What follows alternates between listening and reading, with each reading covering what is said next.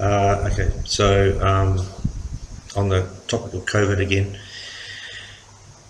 So I was talking to a group of people at work, just casually during lunchtime, and vaccines were just starting to get rolled out at this stage. So we're talking, this is in Australia, we're talking sort of May 2021.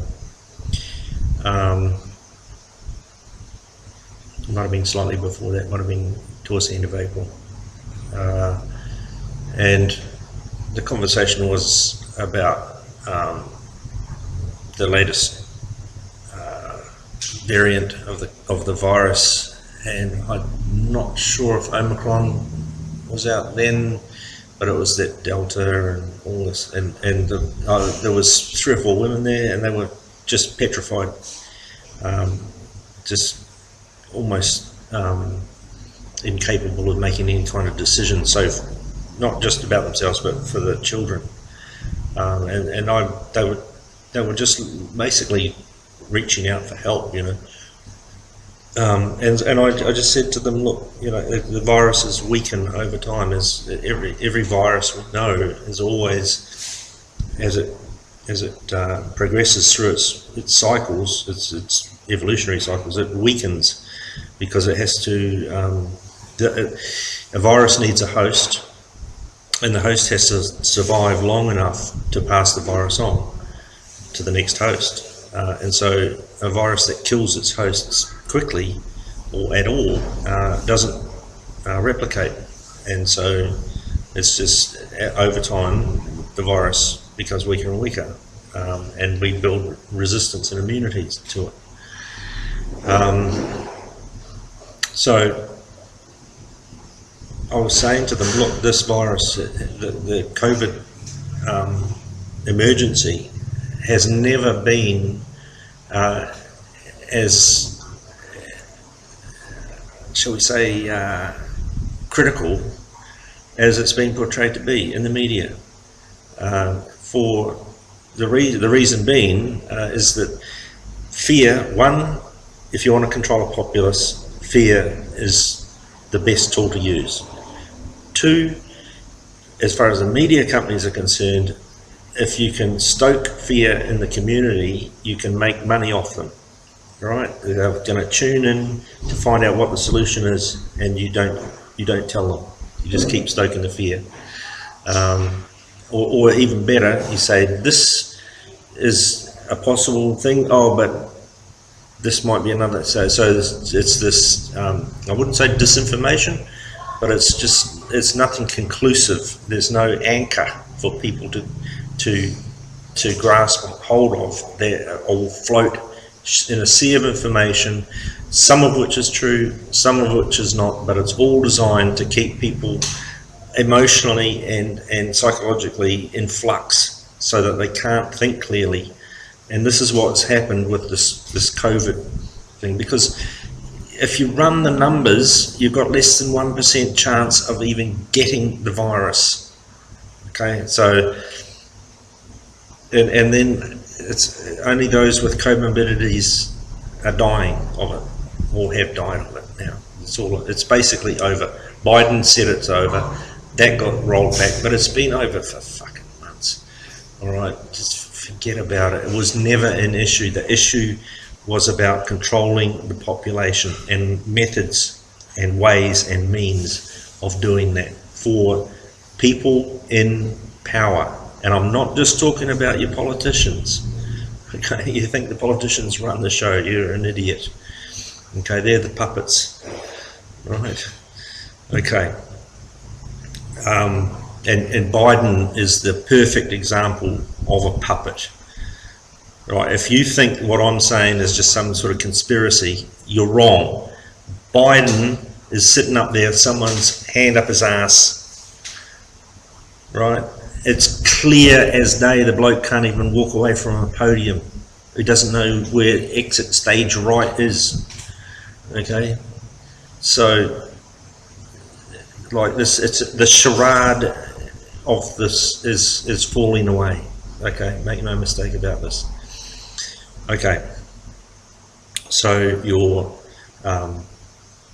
COVID situation was coming to an end, okay? And I said to them, look, have a think about this. These are these people at work I'm talking to, right? Have a think about this. We've had this drilled into us for ages, a year at least, that COVID. The numbers are not adding up. I've got my calculator out and I'm showing them this is the percentage chance that you will catch COVID and die from COVID, and it's fucking 0.001. Right? It's ridiculous to even be afraid of it. It can't survive in the open air. It's all about contact. Okay, so it's just absolute fucking madness. And I said to them, you know, you've had COVID, and it's been drilled into the populations around the world. What are they going to do when it's over? Because it's going to be over, right? COVID will be over. You know, it's not an infinite thing. Okay, what are they going to do? What are they going to do to snap people out of COVID? But the girls didn't have an answer to that. I said, well, something like a war would be what necessary in order to snap people over to the next threat, right? The next threat. Because what else is bigger than a pandemic, right? Well, a war. Now, I said at the time that there's more than likely going to be a war either in Poland or around Poland, or in somewhere in Turkey. All right, that was my guesstimate as to where it was likely to be. Turns out it was in Ukraine. Now, we know for a fact Putin went to Xi Jinping and decided when the war was going to start, right? After the Winter Olympics. Okay, right? Now, this is on record. Okay, and I said to the girls at the time, wars are planned. They plan wars. They don't. It doesn't just happen. Okay, it's not just spontaneous. You've got to have all your logistics in place before you can freaking start the war. You've got to have an economy that's going to keep the war running. So Putin invades Ukraine. All the experts, plenty of them around, they've said, oh, it'll be all over in a few days or a week. Okay? Yeah, not really. Now, it can be, okay, make no mistake about that, the war could end tomorrow. No one wants it. No one wants the war to end tomorrow. One, they're making money, selling weapons, right? Billions of dollars. And it's going to Raytheon and all the major weapons manufacturers in the States and Germany and UK. They're all making money. Another wealth transfer, right? We've had the Pfizer and AstraZeneca and all them, they got paid billions of dollars during COVID. Now we need a war. A whole lot of people getting paid lots of money for the war. And they're also testing out their weapon systems. Right? This is America's and the West's chance to test out weapon systems, see how effective their weapon systems are against the Russian weapon systems. And the Russian weapon systems are copied by China. Okay, so we've got China's saying we're going to go into Taiwan, right? And they're going to. Okay, it's not. They're not going to. They will. Okay, and that's their plan. They've told us, right? Putin said, you know, I'm going into Ukraine, and he'd already done it in Donetsk and Luhansk and Crimea, right? So it's not. This isn't a conspiracy. This is what is actually happening. Okay, now, so you've had your COVID, now you've got your war. What's next? Well, partly because of the war, we've now got a food shortage of wheat and sunflower seeds, which is your sunflower oil. That's happening, and that's going to affect Africa. Okay, they've already got numerous little wars in Africa, and they keep that going because they've got to make money somehow, you know, in the arms industry. So you've got a food shortage coming, you've got an energy crisis in Europe. Now that's due to the fact that they stupidly relied on gas from Russia. Oh, Jesus. It just takes is it incompetence, or is it a planned issue? Like you know, do you believe that all the leaders are completely incompetent? I don't think so. I think they're very, very smart people who are running the show, like the WEF, for example, one of many. Okay, WEF, they've Macron, WEF man in France, just an example. So you've got the Europe basically outsourcing their energy requirements to Russia. Now, I've got no doubt that Putin, being as rich as he is, he's possibly the richest man in the world. Okay, nobody really knows, but he's got a lot of money, and he's obviously in the circle of people who run, like his G20, G7. You know, he talks to the top level. Okay, and they needed a war to get out of COVID. He's the man for the job.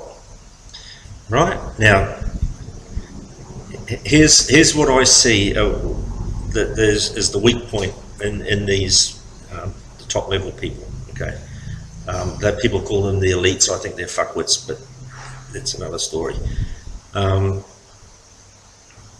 You've got this idea that they can control the planet.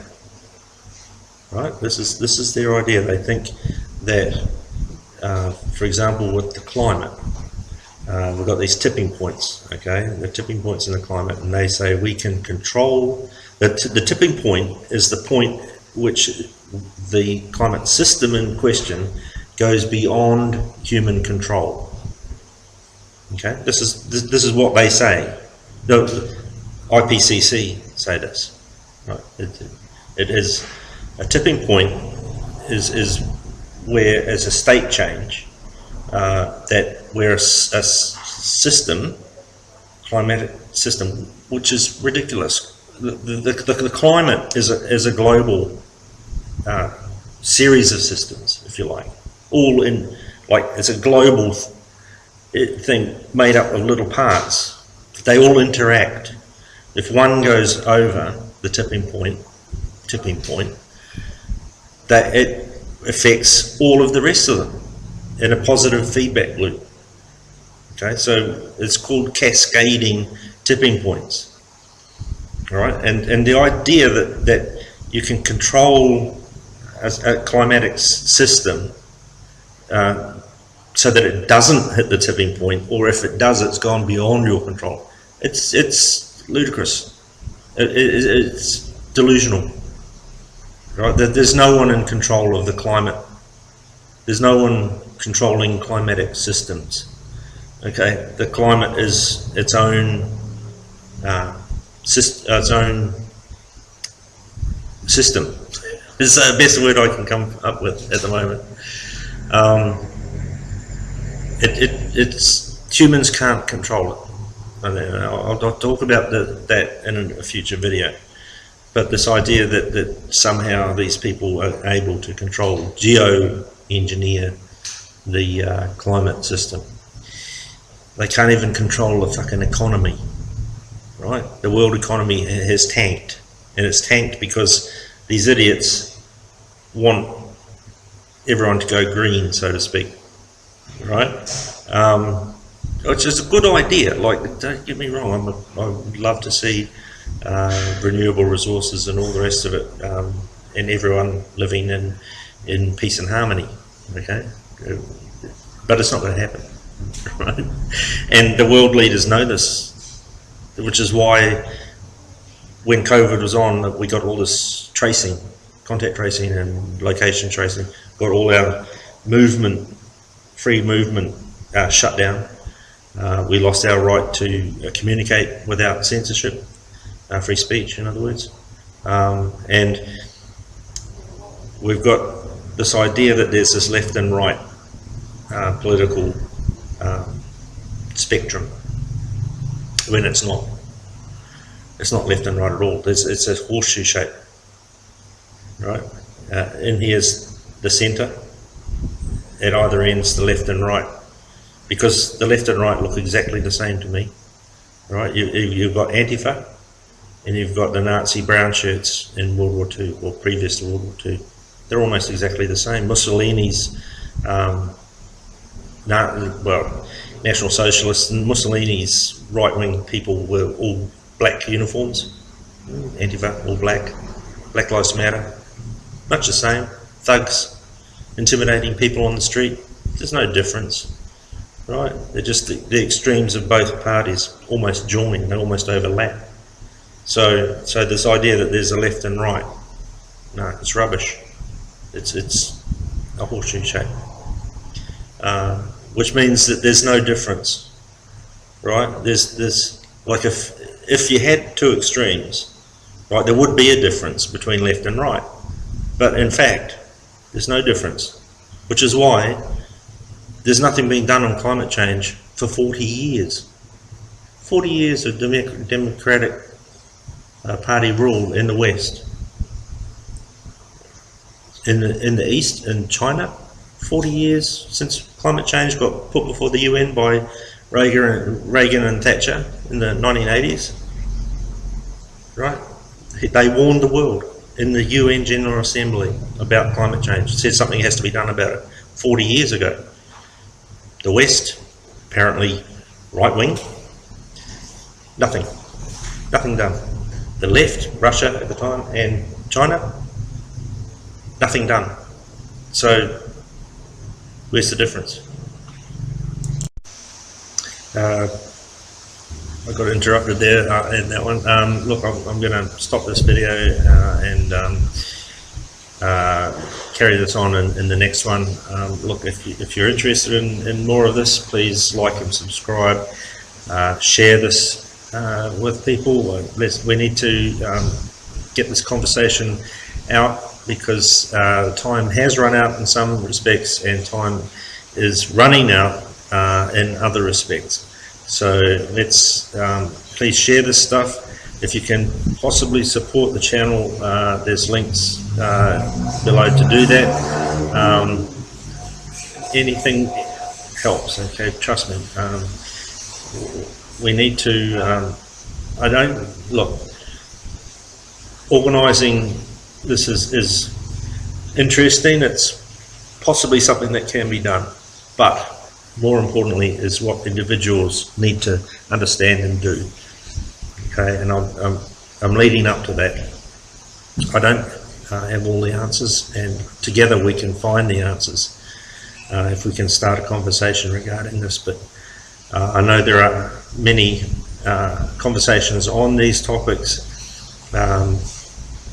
Perhaps we can share information. Okay, I'll leave it there.